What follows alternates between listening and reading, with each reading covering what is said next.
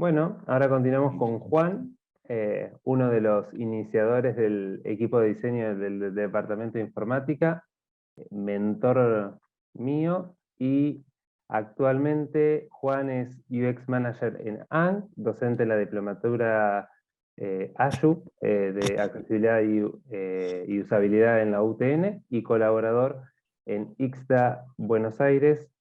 Y todo tuyo, Juan. Si me olvidé algo, avanti, Muchas gracias por la presentación. por favor. Gracias Mariana, siempre iluminando el camino de todos nosotros con ese hermoso podcast. Bueno, yo les voy a hablar un poco más de un modelo conceptual, si bien el título es medio tramposo, porque UX no es un modelo conceptual, sino que es un campo profesional. Pero nada, me gustó empezar desde UX, como para que nos demos una idea acerca de ese campo y sobre el modelo que tenemos. Pero lo importante es definir qué es la experiencia del usuario. Y tenemos a Don Norman, que es un profesor emérito de ciencia cognitiva en la Universidad de California. Él se dedica principalmente a la ciencia cognitiva en el dominio de la ingeniería de la usabilidad, y él nos dice que la usabilidad es todo, perdón, que la experiencia de usuario es todo lo que una persona percibe cuando interactúa con un producto o un servicio. Pero para poder llegar a esto, para poder construir esa experiencia en usuario, nosotros nos valemos de un modelo conceptual que es el pensamiento de diseño, ¿no? Entonces, vamos a hablar sobre ese marco de referencia.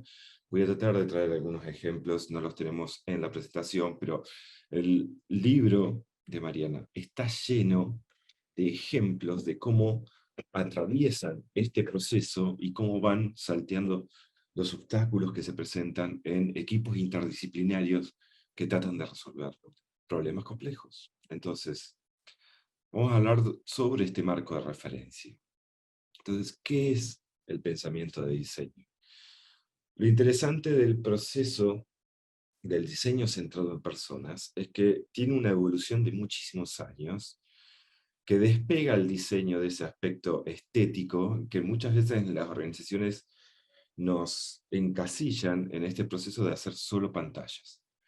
Pero la verdad es que es mucho más profundo, es mucho más elaborado que la construcción de las pantallas, que sería casi el final del proceso.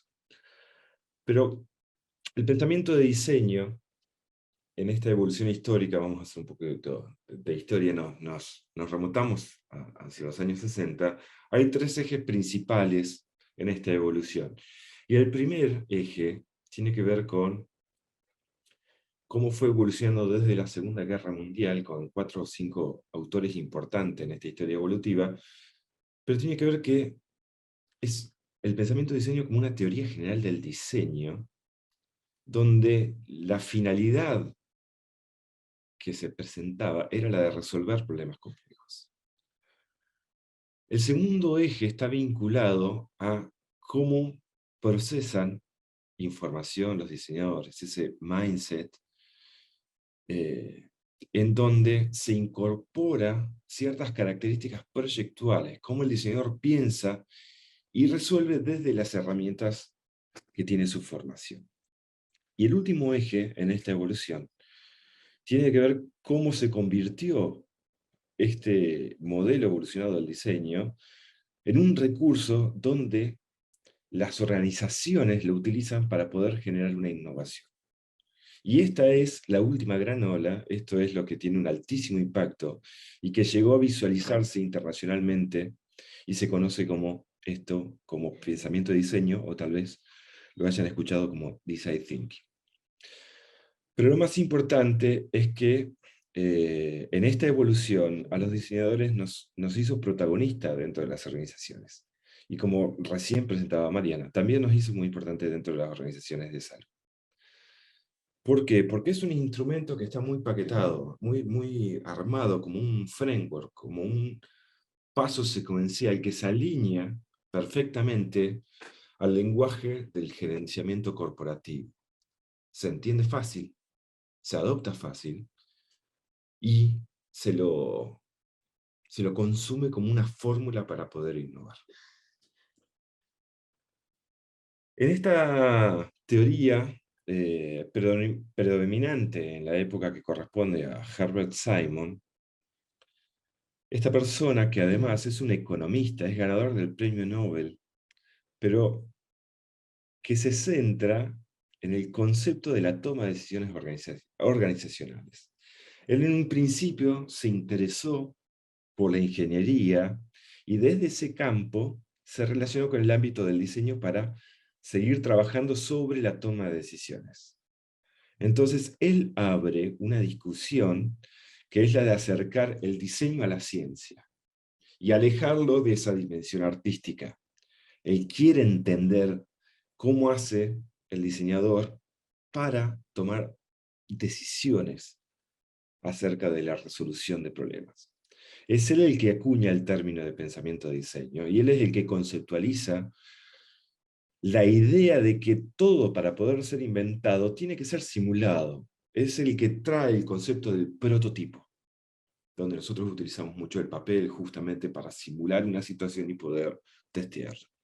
Entonces el pensamiento de diseño es un instrumento de comunicación efectiva, porque nos ayuda a trasladar a otras personas las actividades que hacemos. Y es acá donde hay algo clave en un ámbito tan complejo como el de salud, donde hablamos de cosas muy complejas, donde es necesario tener una alineación entre equipos, sobre todo en equipos interdisciplinarios.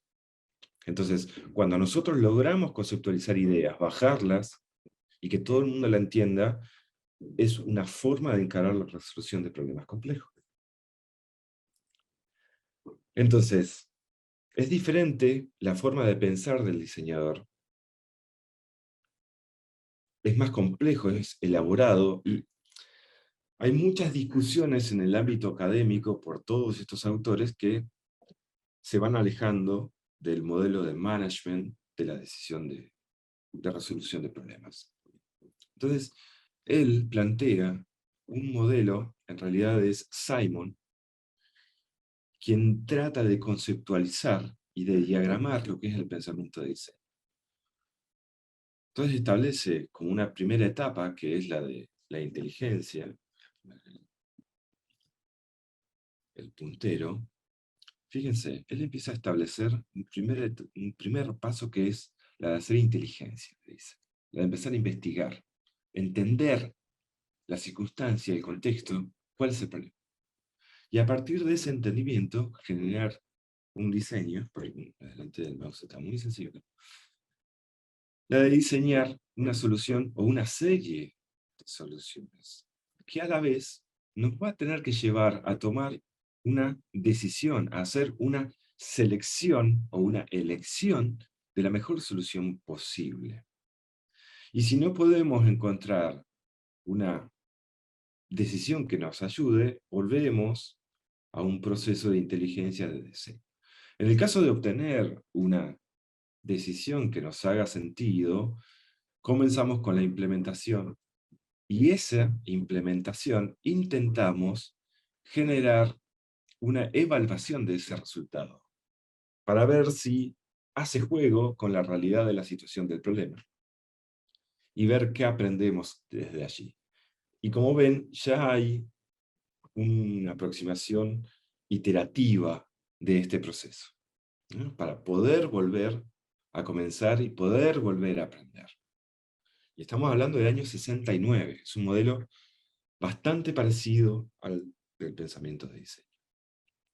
Otra aproximación que hace más compleja es de Rittel, no la traje porque no tiene sentido, pero es un diagrama mucho más complejo, donde él le trata de establecer y mostrar la complejidad del pensamiento del diseñador.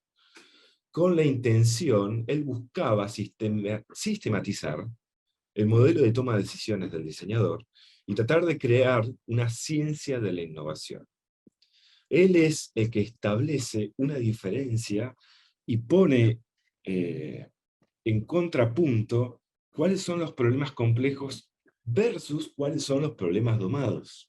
Él es un ingeniero en planificación urbana y es el que define por primera vez lo que es un problema complejo. Y esto fue un hito dentro de la ingeniería. ¿Por qué?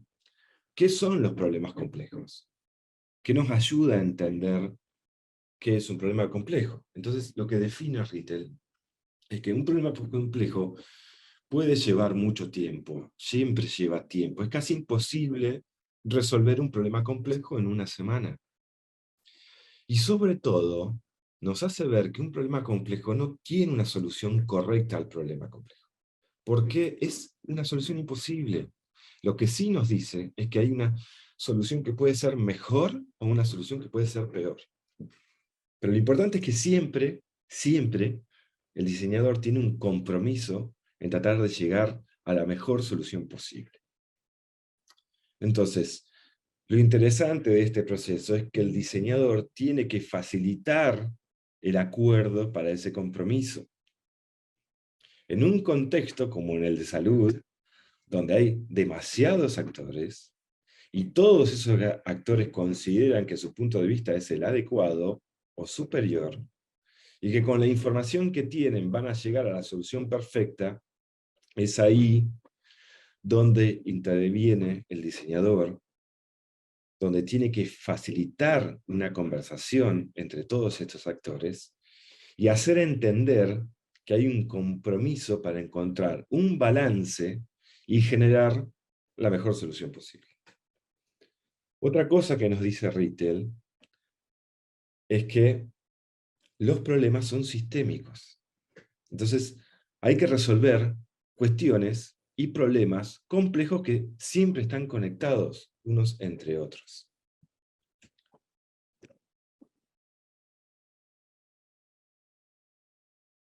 Yo creo que, aunque hubiese una definición clara, tampoco surge nunca la solución evidente a ese problema. ¿Por qué?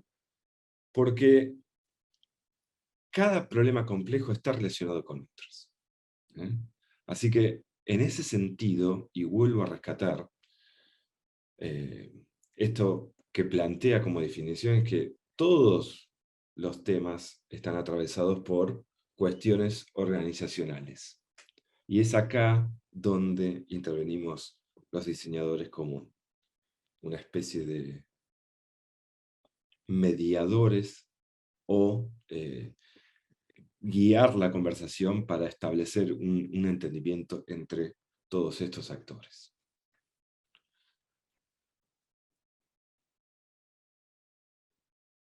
Bien, en el año 92 aparece Buchanan, que conecta la definición de problemas complejos con el diseño. Cuando diseñamos sistemas de información y tecnología, estamos resolviendo un problema complejo. Y es ahí donde él, desde su paper, empieza a ver el diseño desde esa forma. Empieza a dar la perspectiva desde el diseño como un proceso para resolver problemas complejos. Es desde ese paper donde en Estados Unidos empiezan a bajar y a enseñar el diseño con esa perspectiva. Entonces, reflejamos necesidades de una organización que son más complejas que la tecnología en sí. Ya la tecnología deja de ser importante para la resolución de problemas. La tecnología pasa a ser un medio que ayuda a transformar y a resolver los problemas, pero antes necesitamos entender el problema. Esa es la verdadera situación que hay que resolver. Y tenemos también a Krippendorf ya más cerca, en el 2006 aproximadamente, donde buscamos generar un cambio en lo que es el contexto. Y ahí es donde empezamos a entender el diseño como una herramienta de transformación. Él, a diferencia de Simon, que hablamos previamente, donde Simon plantea que el artefacto es un medio, nosotros como diseñadores debemos construir sentido. y este es el nuevo significado con un alto impacto social. El diseño debe ser transformador. Cuando construimos un servicio, cuando construimos un producto u un objeto, buscamos generar un cambio social, un cambio cultural u organizacional dentro de un determinado contexto. Y ese es el nuevo significado del proceso de pensamiento de diseño. ¿Sí? Él da vuelta al eje de Simon y establece que, donde decía que el artefacto en realidad es un medio, y lo que estamos haciendo nosotros es tratar de construir un nuevo significado que ayude a mejorar la realidad que vivimos. Entonces, con este pequeño eh, pantallazo de lo que es la evolución del diseño, del pensamiento de diseño, podemos explicar lo que es el proceso, el modelo conceptual de lo que se establece como el doble diamante. Dan Nasser es una persona que da una secuencia del proceso en un artículo en donde dibuja el doble diamante que previamente se había establecido desde el Design Council de Londres, en Inglaterra, cerca de la Segunda Guerra Mundial, pero Nasser hace eh, una evolución de ese proceso del doble diamante y le da una estructura bastante más fácil de entender. Y que también establece la estructura del pensamiento de diseño con el típico dibujo, lástima que no lo traje como para tener los hexágonos donde se establecen las diferentes etapas. Pero no se preocupen, eso lo googlean, es muy fácil de encontrar. Pero, ¿qué nos dice? Que justamente el marco de este proceso tiene como objetivo dar sentido al proceso de diseño y nos ayuda a encontrar una orientación y claridad para poder abordar los desafíos del diseño al momento de resolver al momento de resolver problemas complejos. El doble diamante tiene esta estructura, que ahora la vamos a ir descomponiendo como para que tengamos un entendimiento. Perdón. El doble diamante, simplificando, nos dice Nasser que partimos de una base donde no sabemos absolutamente nada del problema, o tal vez tenemos una hipótesis acerca de cuál es el problema, o cuál es la base del inconveniente o del problema. Y lo que intentamos es ir del punto A al punto B, a ese lugar donde queremos en un futuro saber lo que debería ser la solución concreta a ese problema. Para eso se estructura en 2 etapas que establecen la diferencia entre el primer diamante, que es el espacio estratégico, y el segundo diamante, que es el espacio táctico de resolución del problema. En esta primera etapa hablamos de cuál es la mejor solución que pueda haber para ese problema. Y la segunda etapa habla de cómo se diseña la solución. Y estas dos etapas, a la vez, tienen su momento de divergencia y su momento de convergencia. Es acá donde, cuando partimos del punto A, se amplía ese proceso de divergencia porque vamos a estar profundizando, vamos a estar tratando de buscar y entender, y vamos a llegar a una convergencia para entender cuál es el problema real. Y lo mismo sucede en la parte táctica, donde vamos a empezar a tratar de construir diferentes posibles soluciones, donde las vamos a testear hasta llegar a un punto de decir esto funciona y construirlo para finalmente tener una solución testeada de forma muy barata y que podemos medir sus resultados. A la vez, estas 2 etapas tienen esas 4 fases, ¿no? El enfoque del diseño está estructurado de esa forma para justamente abordar los desafíos en estas 4 fases. Fíjense, tenemos una primera fase que es la de hacer una investigación, es la de tratar de descubrir, Es la etapa donde nosotros nos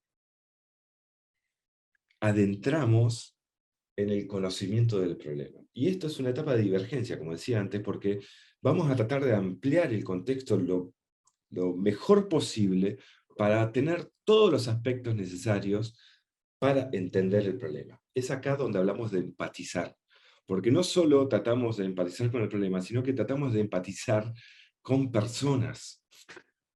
Tratamos de entender qué sucede con las personas, cómo intentan resolver sus inconvenientes en la realidad que viven, y eso nos ayuda a poder conocer mejor cuál puede ser la mejor solución posible. Y en la segunda fase de esta primera etapa, tiene que ver con un proceso de síntesis. Es donde nos vamos a enfocar. Y es acá donde el pensamiento de diseño tiene un aspecto muy vinculado a lo que hay un autor, John Kolko, establece en el ejercicio que hacemos los diseñadores para darle sentido a los datos traídos en forma de unidad, para poder transformarlos en información y poder construir un modelo de experiencia que se transforme en sabiduría. Esos saltos aductivos que hacemos para unir esas unidades de datos es una etapa muy importante, es un proceso agotador en donde se construye el sentido para poder generar una experiencia que sea adecuada en la solución de problemas. En la segunda etapa del proceso del pensamiento de diseño, tenemos la fase del diseño, de la ideación, que es ese proceso de divergencia que les decía. Acá se trabaja en co-creación, todo el equipo. En realidad, en todo el doble diamante siempre estamos trabajando de forma interdisciplinaria, pero acá ya es estar trabajando y tratando de salir de la etapa conceptual de lo que podría ser la solución, a empezar a construir, a hacer se me fue la palabra, pero es tratar de dejar de ser abstractos y construir algo palpable que podamos testear. Pero en esa divergencia vamos a tener muchísimas ideas, y la idea, y justamente la intención de esta etapa, es tener muchísimas posibles soluciones. Y esa etapa de divergencia se va a cerrar cuando lleguemos a la etapa de validar y de implementar, y poder converger en cuáles son las soluciones que funcionan, cuáles son las que realmente van a cumplir con esa necesidad de resolver problemas complejos. ¿Qué es lo que sucede usualmente en las organizaciones? Por lo menos el pensamiento de diseño lo que intenta es llegar al punto intermedio de estos dos diamantes para asegurarnos que vamos a resolver el problema correcto. Llegar a este punto de entendimiento, llegar a esta convergencia real de que este es el problema que tenemos que resolver, es la base del éxito de lo que podría ser la mejor solución posible. Pero nos sucede muchas veces en las organizaciones que nos llega la definición de la solución en esta etapa, donde nos bajan un brief que posiblemente desde negocio, desde la perspectiva del management, esto es lo que hay que resolver. Y nosotros como diseñadores, trabajando en el proceso de pensamiento de diseño, debemos, y ahí está podríamos decir, nuestra posición ética, que es la de poner en crisis ese brief y tratar de llevarlo al punto A, al inicio del primer diamante, al inicio del proceso, al inicio de la etapa estratégica, para ver si realmente se necesita, si realmente el brief está en lo cierto, si esa hipótesis que nos bajan es adecuada, y ver si realmente el problema que nos han bajado es tal. Creo que alguien levantó la mano, pero no tengo habilitado micrófonos, así que si tienen preguntas, interrumpan, no hay problema. Seba, si podés leerme la pregunta porque no estoy viendo el chat. Ok, dale. Bien, en esta necesidad de poner en crisis ese brief que nos traen, nosotros tenemos que tener una estrategia, una etapa estratégica que nos lleva a la investigación, que nos lleva a la investigación generativa. Sí, ¿hay una pregunta? Ve que levantaron la mano. No por el momento, Juan. Ok, perfecto. Bien. Perfecto. En este primer diamante nos ayuda a aproximarnos de manera racional justamente a la realidad que desconocemos, a la de la persona usuaria, y justamente en qué universo se maneja esta persona. Ya vamos a ver cómo lo hacemos, pero acá hay una cuestión crítica, que es entender y tratar de llevarlo a una dimensión humana del problema. Fíjense esto, y traigo un meme. No sé si lo conocen. ¿Conocen a esta persona? Creo que es bastante conocida, ¿no? El príncipe de Gales, el señor Carlitos George, es hombre, nacido en el 48, está criado en el Reino Unido, se casó 2 veces, vive en un castillo rico y famoso. Nosotros podemos establecer una posible solución en base a estos datos demográficos de esta persona. Pero si basamos la solución en este dato demográfico, nos puede pasar esto. Nos encontramos con un tal príncipe de la oscuridad, que también es hombre, está nacido en el 48, está criado en el Reino Unido, se casó 2 veces, vive en un castillo, es rico y famoso. Y si nuestra solución está basada en Carlitos, Ozzy queda pedaleando en el aire, pero feo. Entonces la base del pensamiento de diseño tiene que ver con entender a las personas, empatizar con ellas, desde los problemas y los retos que tienen y cómo los enfrentan diariamente. No podemos establecer ciertas soluciones estrictamente desde un dato demográfico. Entonces, esta dimensión cualitativa del proceso, del pensamiento de diseño, tiene que ver con dar una capa de humanización del problema, entender qué dificultades tienen las personas y cómo se desenvuelven en su vida diaria. Entonces, ¿cómo hacemos esto? ¿Cómo podemos lograr llegar a ese punto? Entonces, los primeros pasos nos llevan a aproximarnos a esa realidad, preguntando primero por las personas usuarias, ¿no? Y cuáles son sus tareas y objetivos. Esa es es el primer elemento que nos ayuda a poner en crisis ese brief que nos pueden haber bajado. Necesitamos entender y preguntar qué antecedentes de investigación existen. Toda la bibliografía, todo lo que exista, nos ayuda a ir construyendo y respondiendo preguntas. Sobre todo, para ver qué falta de información tenemos y empezar a establecer cuál puede ser la investigación que necesitamos diseñar. Y obviamente necesitamos entender los objetivos de negocio que perseguimos, porque la idea no es convertirnos en un sindicato de personas usuarias, sino que nosotros necesitamos entender los objetivos de negocio que muchas veces en el ámbito de salud están vinculados a la seguridad del paciente, por ejemplo. Entonces, esos objetivos de negocio, no sé si se está pegando el sonido, pero están pasando.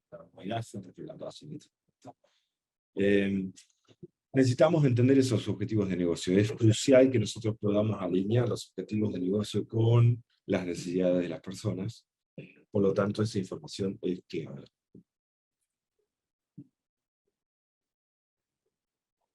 Entonces, para poder generar un buen plan de investigación y establecer cómo profundizamos en esta realidad, tenemos que definir justamente los objetivos de negocio. Teniendo eso en claro, nosotros podemos empezar a construir y definir justamente las preguntas de investigación a partir de la información que no tenemos, lo que les decía recién. Sobre todo para empezar a plantear una investigación generativa en donde vamos a hacer preguntas muy amplias, no vamos a estar preguntando específicamente, sino que tenemos que establecer conversaciones con personas que nos cuenten cómo es el día, cómo realizan las tareas, sin que ceguemos ese contacto con esas personas. Tenemos que hacer un approach a esas personas usuarias lo más amplio posible para obtener la información necesaria. Y es en ese momento, en este plan de investigación, donde nosotros vamos a elegir cuáles son los métodos adecuados para llevar adelante esta investigación. Y acá tenemos una distinción que es importante para distinguir básicamente lo que es una investigación de mercado a lo que es una investigación de personas usuarias. Nosotros establecemos, Christian Roeder estableció este mapa con dos ejes donde podemos establecer y distinguir que tenemos que comparar y analizar básicamente lo que hace la gente versus lo que dice la gente. Y nosotros nos enfocamos específicamente en la dimensión del comportamiento con un approach cualitativo de ese enfoque. Necesitamos entender qué hace la gente, necesitamos observar qué hace la gente para poder entender por qué lo hace de esa forma, qué dificultades llevan a que lo haga de esa manera y cómo podemos llegar a arreglarlo. Ese es nuestro área de enfoque. Nos permite entender qué herramientas existen y qué instrumentos investigativos podemos encontrar en esa dimensión para establecer la investigación. Y el primer diamante, lo interesante de este primer diamante es sobre todo lo que les decía hace un ratito. En esta etapa de definir, cuando nosotros construimos la síntesis y empezamos a llegar a una convergencia para entender cuál es el problema real, es cuando pasamos por ese proceso de empezar a darle forma desde el sentido, cuáles son nuestros hallazgos, cómo construimos esos hallazgos y cómo damos luz, empezamos a iluminar esas posibles áreas de oportunidades, ¿no? Y esto deviene justamente de las preguntas que hicimos al principio del proceso y cómo la síntesis deviene de los resultados de esa investigación no estructurada. ¿Y qué va a pasar cuando lleguemos a esa convergencia? Cuando nosotros podamos establecer cuál es el problema real, vamos a poder transformar ese problema en desafíos. Y una técnica para transformar los problemas en desafíos son las preguntas how might we, el cómo podríamos. Dar vuelta esa entidad, que es el problema, a una pregunta que nos ayude a disparar posibles ideas de soluciones. Y usualmente los outputs que nosotros podemos llegar a conseguir en este primer diamante estratégico suele ser muy visual. Y tratamos de llegar a un resultado visual que usualmente son mapas, que ayudan a hacer muy visual cuál es el problema y ayudan a alinear a los equipos a través del entendimiento y la visualización de todos esos inconvenientes. Uno de esos mapas, por ejemplo, puede ser un mapa de recorrido, un journey map, donde nosotros vamos a ir estableciendo cuáles son los eventos en los que una persona, un punto de vista establecido por una persona que tiene la dificultad, que tiene ese problema complejo, atraviesa su vida en un contexto adecuado, en donde interactúa con diferentes actores que pueden ser elementos que generan ciertas dificultades a la hora de tratar de resolver su vida, vamos a estar visualizando qué problemas, qué riesgo tiene esa persona a lo largo de ese proceso, y ahí es donde vamos a estar marcando cuáles son las áreas de oportunidades. No vamos a estar hablando de soluciones en esta etapa. Vamos a estar marcando y haciendo muy claro cuáles son los inconvenientes. En este caso, es un diagrama que se armó para el hospital italiano que tenía que ver con la vida de un profesional asistencial, un enfermero en este caso, en donde desde que llega al hospital hasta que se retira del hospital, cuáles son todas las etapas del día, cuáles son las tareas que va realizando, con quién interviene y cuáles son los inconvenientes con que se encuentra para resolverlos, y ahí nosotros íbamos anotando qué áreas de oportunidades teníamos para ir construyendo. Entonces, cuando nosotros llegamos a definir cuál es el inconveniente, es ahí donde podemos empezar a hablar de experiencia de usuario. ¿Por qué? ¿Podemos llegar a una conclusión? ¿Podemos decir que se puede diseñar la experiencia de usuario? En realidad no. No se puede diseñar la experiencia. ¿Por qué? Porque al poder tener un entendimiento profundo de los problemas que tienen las personas, lo que empezamos a entender, lo que empezamos a conocer son los modelos mentales de esas personas. ¿Se acuerdan que habíamos hecho una definición sobre lo que la experiencia de usuario definida justamente por Don Norman, que es cómo interactúan las personas entre un producto y un servicio?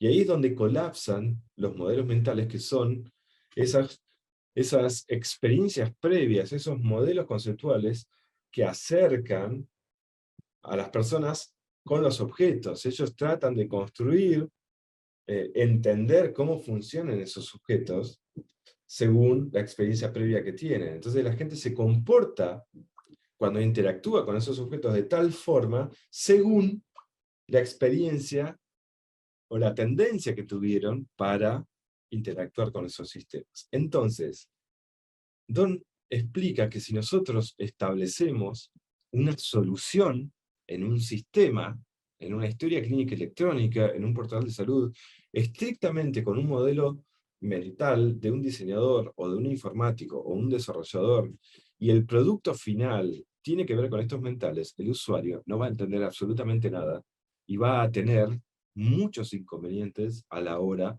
de poder interactuar con ese sistema de información.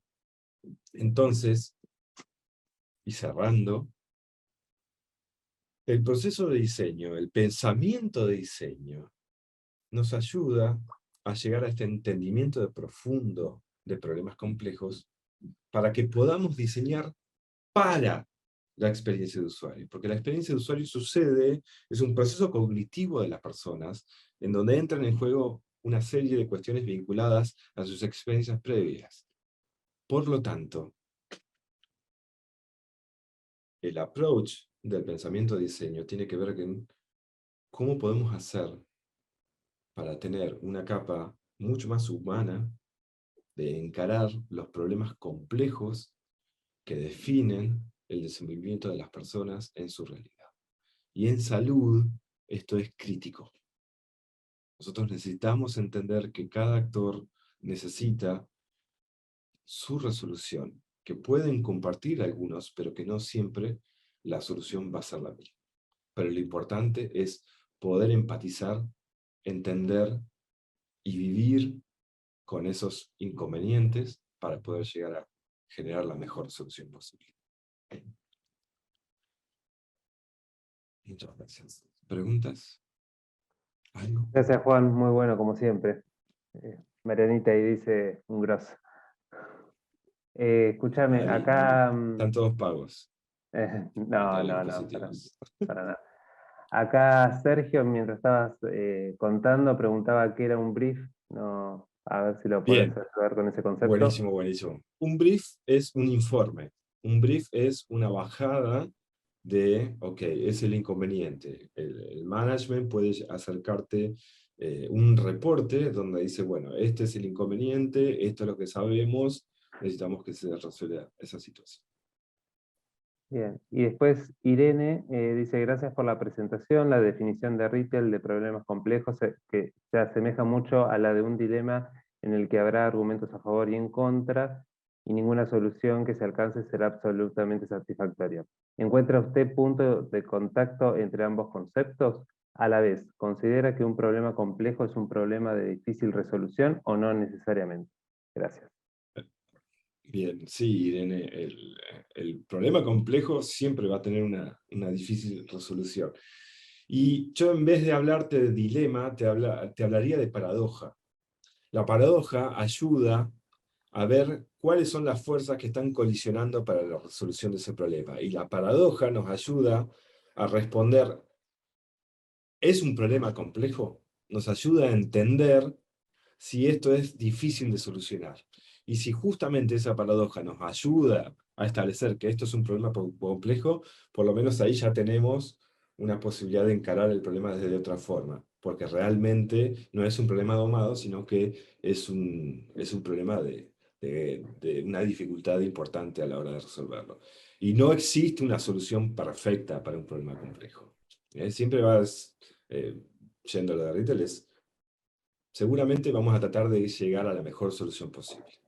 Y además es un proceso iterativo, recuerden eso, porque por ahí resolvemos algo y se genera otro problema a partir de esa resolución, que suele suceder mucho a partir de soluciones digitales.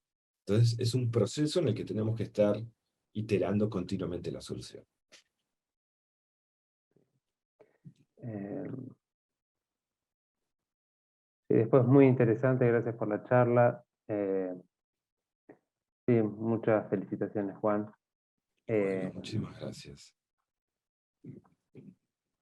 Acá hay otra más. ¿Qué comparaciones se pueden hacer entre el modelo de doble diamante con Design Thinking y cómo se conecta ambos al diseño centrado en los usuarios? Eh, Rubén, Exacto. son modelos conceptuales diferentes, pero que atacan la resolución de la misma forma. Prácticamente tienen las mismas etapas. El Design Thinking, y voy a buscar, sí, tendría que haberlo traído así, se generaba, a ver si, fíjate, ahí está. Voy a tratar de traer la imagen para poder, voy a compartir pantalla de una forma muy fea fuera de la presentación.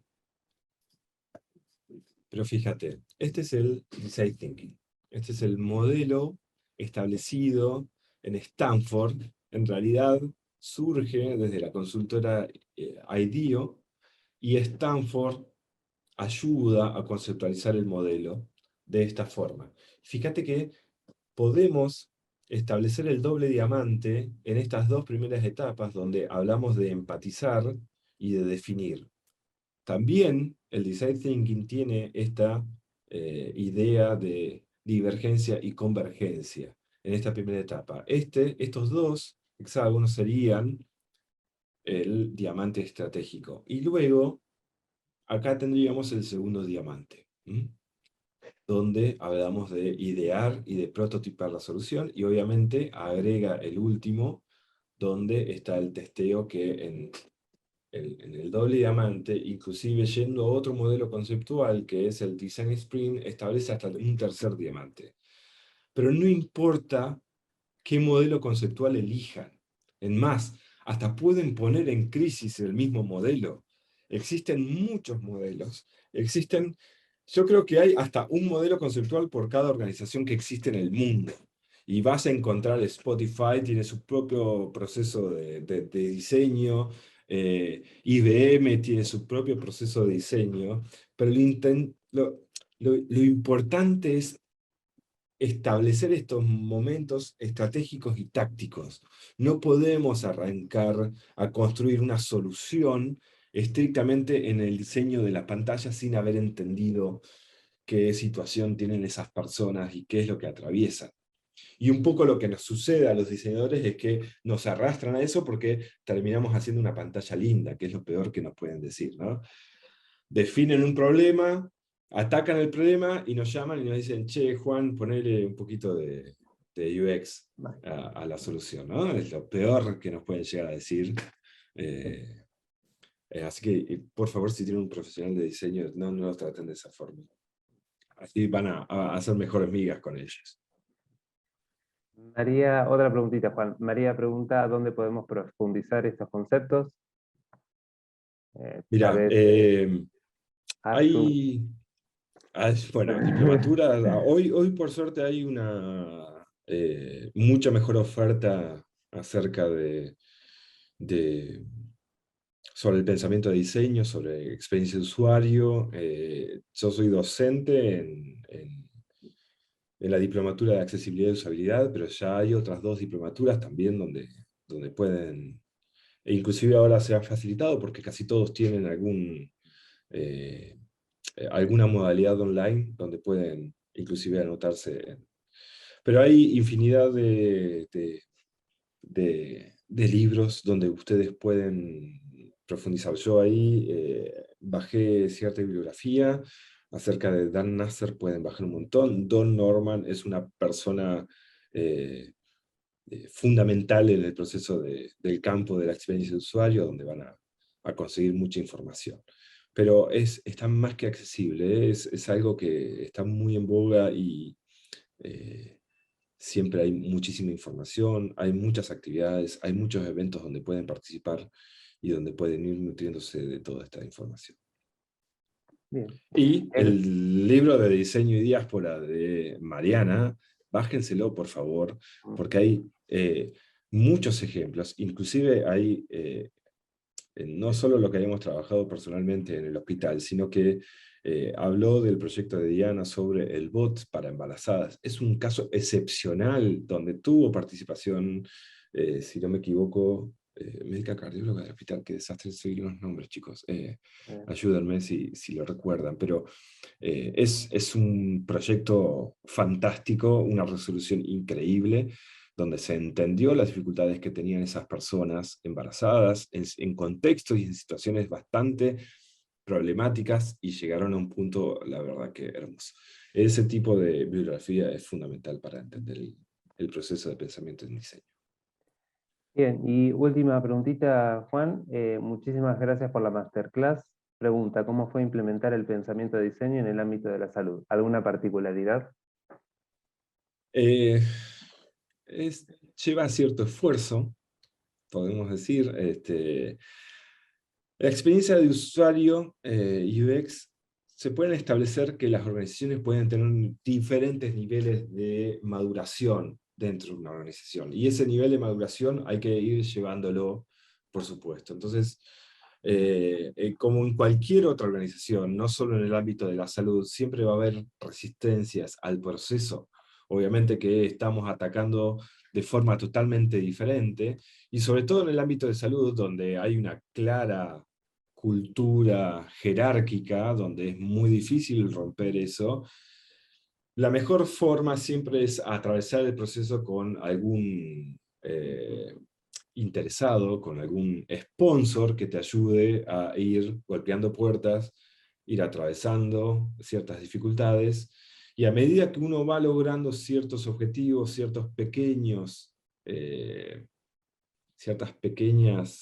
victorias, ayudan a entender el valor que puede aportar a la organización este tipo de metodología. Y a partir de eso uno puede empezar a encontrar más espacios para desarrollar en equipos interdisciplinarios esta forma de resolver problemas complejos. Así que no es imposible, pero sí tiene que haber por lo menos un mínimo de condiciones que ayuden al contexto a que los equipos puedan trabajar y tengan ese oxígeno necesario, que es la apertura a pensar por fuera de la caja, a encarar a encarar las dificultades desde otro lugar. Perfecto, Juan. Muchísimas gracias. Un placer escucharte como siempre, a vos y a Mariana. Gracias por participar de Muchas la gracias FIC. por la invitación. Estás invitado para la GIS también, por si querés repetir, tanto vos y Mari. Así que millón de gracias. Bueno, muchas gracias a ustedes por estar y que continúe. Bacano. Genial.